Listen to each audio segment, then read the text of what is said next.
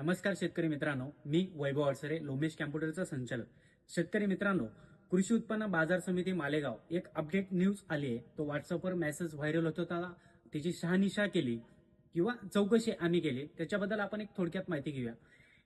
कृषी शासनाद्वारे मक्का खरेदीसाठी 2400 रुपये क्विंटल हमीभाव देण्यात आलाय. नाफेडची खरेदी चालू आहे. ची पात्रता काय आपण थोडक्यात जाणून घेऊया.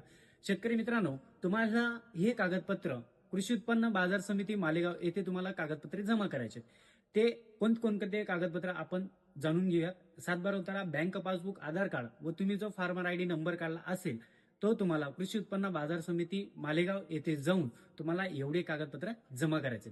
आता काही शेतकरी बांधव विचारतात की कागदपत्र जमा करून कोणत्या शेतकरी बांधवांनी कागदपत्र जमा करायचे.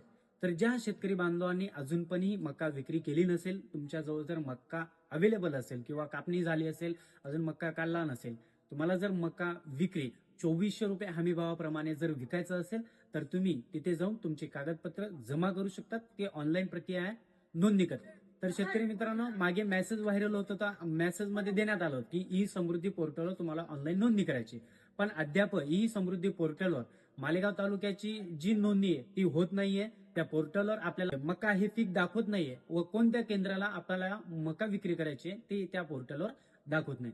तर शेतकरी मित्रांनो, जर तुम्ही अद्यापही कागदपत्रे जमा केले नसेल, तुमच्याजवळ जर मका अवेलेबल असेल, तुम्हाला जर कागदपत्र जमा करायचे असेल तर तुम्ही कृषी उत्पन्न बाजार समिती मालेगाव येथे जा.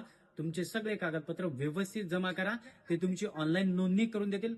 स्वतः व्यक्ती लागेल. Biometric KYC authentic face authentic होईल. त्याच्यामुळे स्वतः व्यक्तीला, ज्या व्यक्तीच्या नावावर 7/12 उतारा असेल ती स्वतः व्यक्ती व उतार्यावर मकाची नोंद आवश्यक आहे.